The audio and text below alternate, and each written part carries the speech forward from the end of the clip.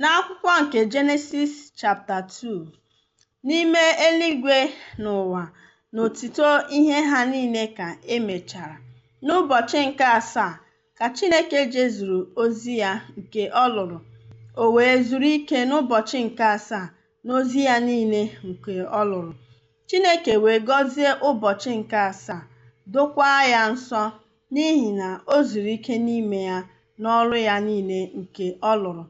Nke a bụ ihe niile nke eluigwe na ụwa mgbe o kere ha n'ụbọchị Jehova bụ Chineke mere ụwa na eluigwe. Ọ dịghịkwa ihe ọkụkụ nke ubi akadịghị n'ụwa. Ọ dịghịkwa ihe ọkụkụ nke ubi pụworo, n'ihi na Jehova bụ Chineke emeghị ka mmiri zoo n'elu ụwa. Ọ dịghị nwoke ọbụla na-akọ ala, ma alụlụ na-esi n'ala rigo na-edekwa iru ala niile mmiri. Jehova bụ Chineke wee were àjà sitere n'ala kpọọ mmadụ, o wee kunye ya ume ndụ na ohere imi ya abụọ, mmadụ wee ghọọ mkpụrụ obi dị ndụ.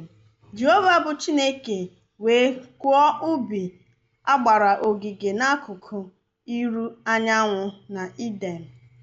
O wee tinye nwoke ahụ n'ebe ahụ bụ onye ọ kpụworo.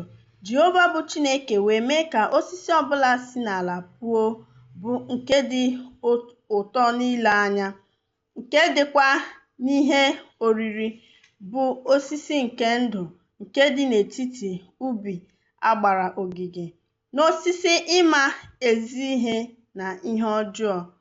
Osimiri na-esikwa n'Iden pụta ide ubi ahụ agbara ogige mmiri.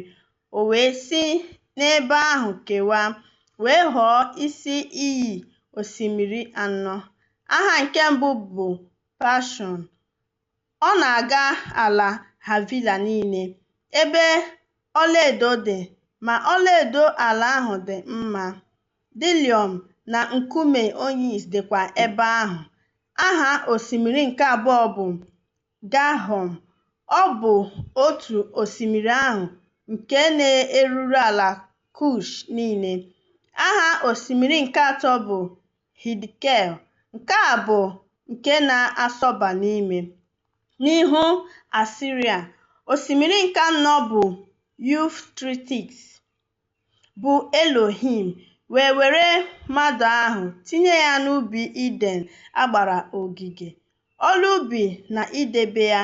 Jehova bụ Chineke wee nye nwoke ahụ iwu sị, ị nwere ike iri mkpụrụ sitere n'osisi ọbụla nke ubi agbara ogige, ma unu erila mkpụrụ sitere n'osisi ịma ezi ihe na ihe ọjọọ, n'ihi na n'ụbọchị ị ga-arịcha n'ime ya, ị ghaghị ịnwụ. Jehova bụ Chineke wee sị, ọ dịghị mma ka mmadụ ahụ nọ naanị ya.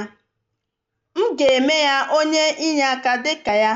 Jehova bụ Chineke si n'ala kpọọ anụ ọhịa ọbụla na anụ ufe ọbụla nke eluigwe, wee mee ka ha bịakwute mmadụ ahụ ka ọ hụ ihe ọ ga-akpọ ha. Ihe ọbụla mmadụ ahụ kpọrọ ihe ọbụla dị ndụ ghọrọ aha ya.